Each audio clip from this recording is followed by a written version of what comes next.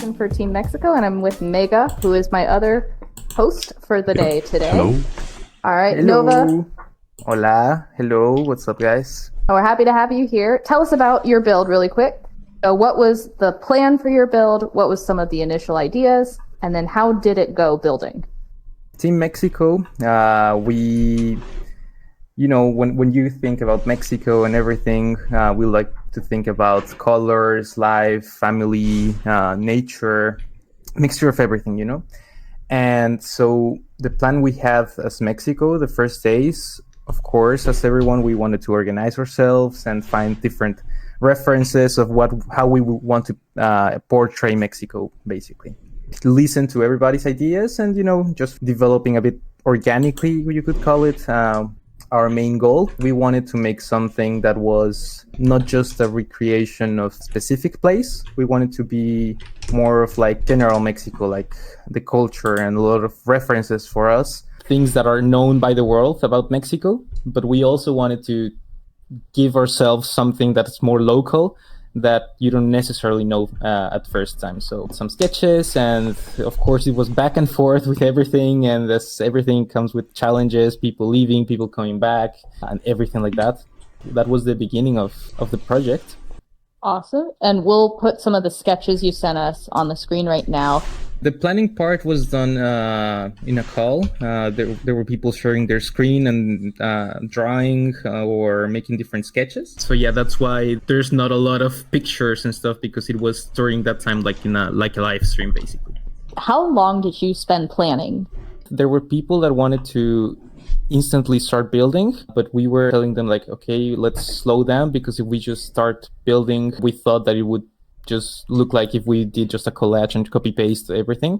So we wanted to make something that's harmonious, and that's actually why I would say that our plot doesn't have like one single focal point, but it's more like a radial plot that has everything around it. Planning in general, I would say officially it was 1 to 2 days of planning, but there were moments when progress was actually quite slow, because of course people had different things to do. There were a lot of people that have commissions, and we had not made any progress for the first, I would say, 3 days.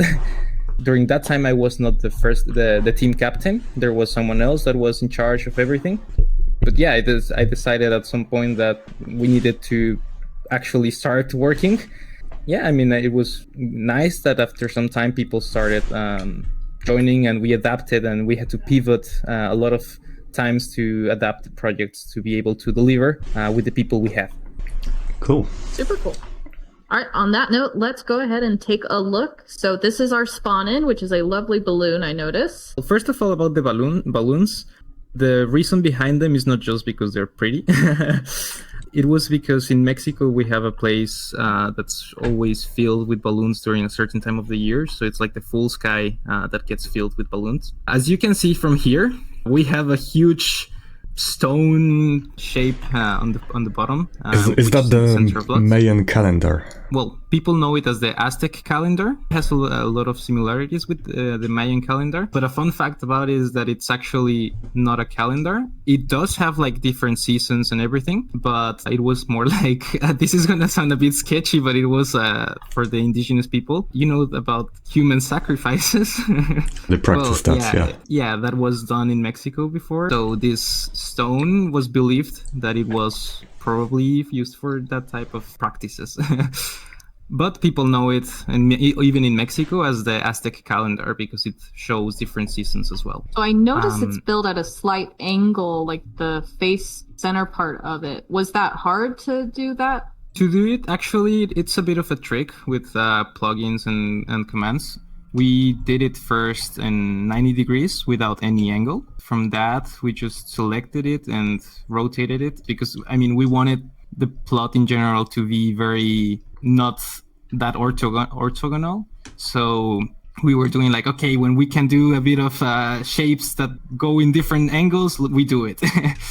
Well, the final effect is worth it. I mean, that's quite the centerpiece. And I love the use of candles for the atmosphere. Yeah, we wanted to convey a little bit like a magical look to our place, because As you can see, it has like different levels. It's like bottom floor, then first level, and then second level. The bottom part, we define it as the mystical part or beliefs of Mexico, a little bit more fantasy things. Like here you can see, for example, some axolotls and some places that are a bit more of out of the typical part. So it's more like pre-Hispanic Mexico. And then on the second floor, it's more of the colonial part of Mexico. So basically houses and structures and architecture that we have. We didn't want it to go for the modern parts of Mexico because we wanted to convey a bit more of the historical part of it. Because the architecture, every single country is slowly going to a more global style. So we wanted to go back to just the colonial part, which has a lot of inspiration in Spanish architecture because, yeah, that's with history in Mexico when the Spanish people actually came to Mexico and all of the story. So we have a lot of influence basically from them. Even our language, actually, we speak Spanish. All right, should we go to the axolotl area then next? Yeah. The most important part, the axolotl. It is very important. I'm very excited to look at these guys. Oh yeah, they're really fluffy. We wanted to make them look cute and nice and big. Why we did axolotls is because they are actually an original species from Mexico. So they are from there, from a place called Xochimilco. Yeah, I'm not even going to attempt to pronounce it. What I do want to note is how awesome the coloring job is on here. And I noted this earlier, but you look at these blocks and I just don't think they'd work. And then you zoom out or you look at it and they all look incredible together. Yeah, it's really messy, really. How was this shaded? We had a main base, basically. And then with different angle masks, we would place some placeholder blocks. We would create some block palettes. And for each section, for example, if you go to the bottom part of it, you can see that there's a darker tone. If you go to they start progressively going higher. So it was a mixture of different gradients, basically, and then going a bit by hand, and then letting some parts be a bit more messier and not really trying to go for a very specific tone. And yeah, I mean, at some point, from trial and error, you start getting it. When you do organics, do you get the shape first and then color it, or are you kind of doing them together? For organics, I usually first do the shape, general shapes, general proportions, try to make the pose. But I do have to keep in mind like what I want to do. In this case, due to the time we have, want to make it be more connected to its environment. So what we did was actually first do the organic and then kind of like fix it in place so that it kind of looks like it's actually somewhere and not just floating, just basic shape at the beginning with texture in mind, of course, and color palettes. Super cool. And I love the teal guy over here, although he is lagging my computer like there's no tomorrow. So we're gonna zoom away. Where are we going to next? Because there's so much here, it's overwhelming. We got the skull next to the axolotls. We got the dragon above with the book. Yeah, this guy actually comes from pre-Hispanic, like the dragon. It's a god, basically, in pre-Hispanic culture. Quetzalcoatl. The winged serpent. Yes, exactly. So Quetzal means beautiful bird and Coatl means snake. So it's a beautiful bird snake, basically, when you translate it. He definitely is screaming bird snake. Exactly. And yeah, I mean, he comes from this pyramid here, like the idea of him. These two pyramids that we have, the red ones. Currently in Mexico, they still exist. I've been there like 10 times in my life, probably. Currently, of course, they didn't have color anymore, but we went to how it was believed that it was the time it was actually used. And it's from a place that it's called Teotihuacan, which is like the city of the gods, basically. The smaller one is called the Pyramid of Quetzalcoatl. So that's a pyramid for the bird god snake. So who's on top of the big pyramid? There's some guy here. Some very angry looking guy. This guy is not really from any Mexican idea or anything. This was done actually by some of the build members. They were like, since this is for MrBeast, they wanted to make like a god beast, Mexican style. So they created like a little beast that resembles MrBeast. And Elva, have you inside the pyramid? I have not. I'm still lagging very heavily, so I'm making my way over slowly. Oh, yeah. I see food. There's food, of course. In general, tacos are the most important things and stuff. So when they actually asked, like, where are the tacos, I was like, they're in the pyramid. I'm curious about what this second dish in the middle is, because it looks really, really good. Yes. They're nachos. Okay. No, they're chilaquiles, sorry. It's basically nachos, but with... we usually have it for breakfast, so yeah, it's a bit heavy. I'm assuming the nachos are to the far left, those over there. Yes, they are the nachos.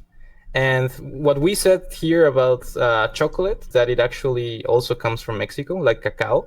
The origin of cacao is from Mexico, and from the word chocolatl. That's why it's called chocolate, actually.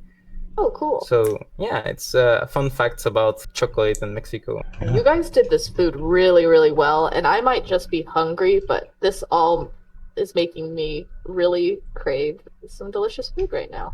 The builder that did this, he did quite nice. He did the food organics, and he was just surprising us at how he was making them. So he was really nice. This food looks phenomenal, and I will be getting Mexican food later tonight.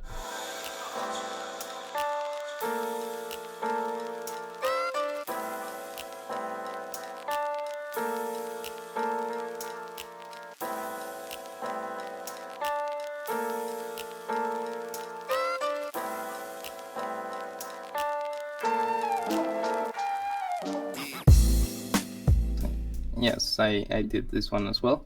You got those proportions spot on. This looks phenomenal. This one was kind of a cheat code for me, because I had already started an organic before in the past. For the textures here, it was a mixture of different masks, different noise patterns, and just going like inset, inset, inset, inset, and then again just different block palettes that are generated with the Axiom, which is what I usually use. Yeah, then as you can see, there's two different mountains. Volcanoes, they are actually volcanoes from Mexico, and there's also a story behind them. The way we did them is we actually took the topographical data of them. Oh. So we converted it to voxels and some text stuff, apparently. So that helped to shape it, scale it to the right proportions. Yeah, here's a little Easter egg from us. Yeah, that's a problem. It's a hot tub. Yeah, it's definitely just a hot tub. Oh no. Don't make us joining them. These people are some of the main builders that were working. Do you want to give a shout out their names? Yes, this is Dino. I want to give a shout out to Dino. He looks like a dinosaur. That's why he's called Dino. Awesome. Then there's this one is Mr. One Punch Man, literally, because he's a fan of One Punch Man. Then this one is called BMilk. Then I don't remember his skin. These two people, they deserve their names to be shown as well. Was this done with armor stands or with display entities? Display entities. Okay. Like, I can't even move them. Never mind. I cannot use it here. You don't have permissions. Yeah, this may be your build. You thought this was your build? I'll stay here with my builders. What's going on here above? There was a challenge we had thought for MrBeast. He wasn't able to do it, but Match was able to do it. You need some elytra and of course some firework. Basically going through the rings. Oh, hang on, I'm making it. But the idea behind it is, like, as you can see, like the rings are going next to the butterflies.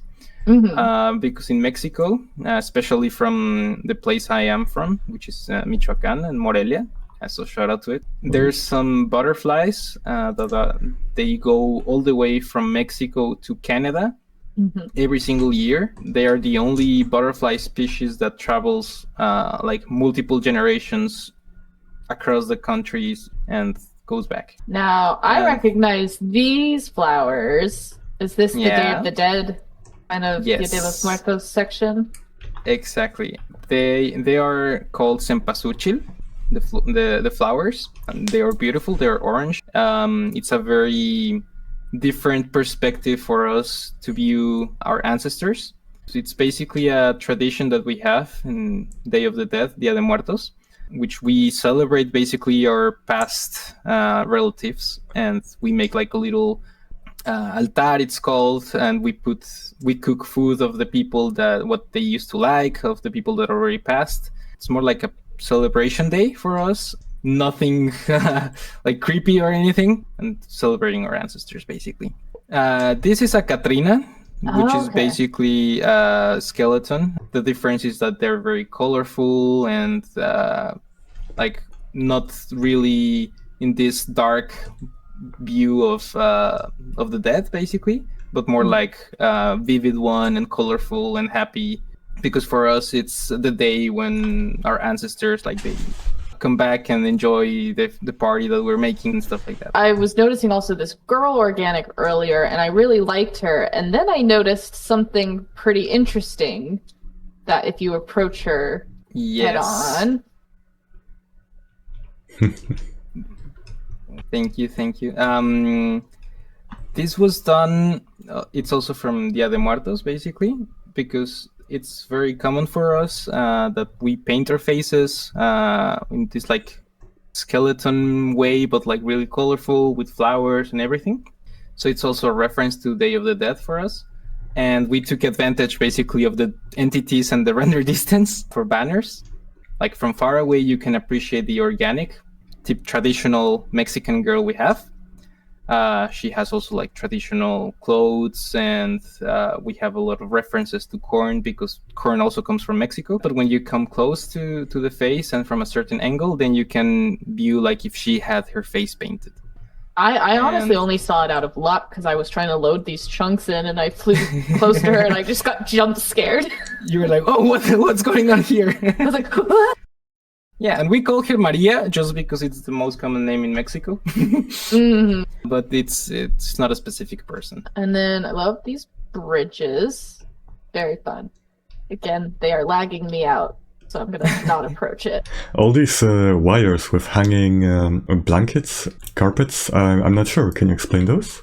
Yeah, these are very common in Mexico whenever we have a celebration. It's actually paper. During certain events and everything, they are placed around the city, like hanging from side to side of a building. Literally the entire street being filled with them, like with these papers of different colors that are cut in different shapes. If you go to a city, for example, in Dia de Muertos in Mexico, you will most likely see a lot of these things in every single building, in every restaurant, in every alley. Wherever you go, there will be filled with color. Now, I've only ever seen these around like Day of the Dead. What other events would you see these? Like, are they at like birthdays, funerals, births, that sort of thing, or? Mainly Dia de Muertos, but also during different national celebrations. For example, the Independence Day from Mexico, which is in September. It's usually the colors of the flag, green, white, and red. They use them, but like in a different sense. And of course for parties and stuff.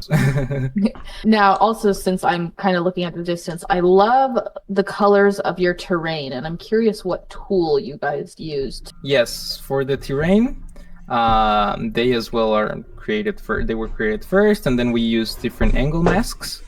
We did as well, after doing some angles, there's the Axiom tool, and we used the auto shade part to add even more of a palette to the already created angle palette. And then we went just by replacing the placeholder blocks we had. There were multiple variations of terrain. There were also some points where we would just mess up the mask and then change the entire terrain to one block. Oh no!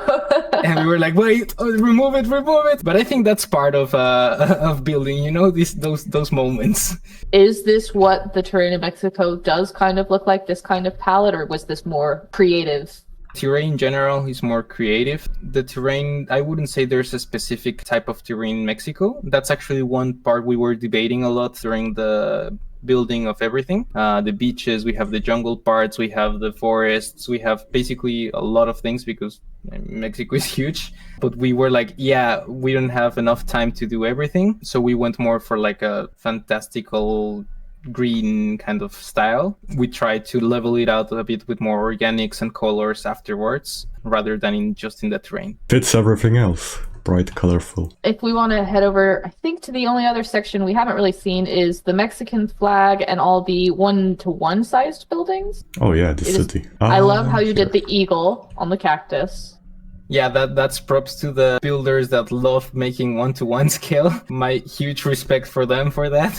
You can tell exactly what it is too, which is just incredible given how small of a scale that is. It's really an achievement. They did interiors for everything. These are some churches that exist in Mexico, and they were literally going through different Google images. Actually, there were people living in places and they went to the actual place and just took pictures and were like, okay, this is like this and this is like that. Wow. Oh, that's awesome. So this is they accurate. Really were trying. Yeah, everything that they did, that is not, of course, we have a lot of buildings that are inspired in Mexico, in Mexican architecture. But like some of the ones that are here are actually like 1-to-1 scale of actual buildings in Mexico. They adapted it to Minecraft, of course. You're saying that this picture painting of villagers does not exist in an actual Mexican church? It might. Exactly, no. I haven't seen it, but I have it also. Yeah, I cannot deny it because I haven't been in this exact place. So it could exist. Maybe it's there. Yeah. Okay, let's go check out some of the other buildings. I mean, this is the only local joke that we have from Mexico. This is a very famous, like, it's like a 7-Eleven. We just have these stores in Mexico that are everywhere. Everywhere you go, there's that one with those colors, which kind of looks like McDonald's now that I think about it. But I did think it was a McDonald's. In the video, we didn't mention it or anything because... but the Mexicans got the joke. The Mexicans watching got the joke. Mexicans will be like, did I just see an OXXO there? Because it's called OXXO. And then it's just basically a lot of different houses. These are imaginary, I'm guessing, right? Yeah, all of these are imaginary. It's not based off of a specific city or anything, just fun little houses. Yeah, like general style of how some houses that you would see in Mexico. We have ideas of a place that's in Mexico that's called Guanajuato. And it's also a very colorful city. It's in the mountains, but yeah, there was time management things, and so we had to go with what we could. Well, you still did a lot, you know. Yeah, you guys completed, because how long did we have? 2 weeks, around 2 weeks, and yeah, the houses were done in a speedrun fashion.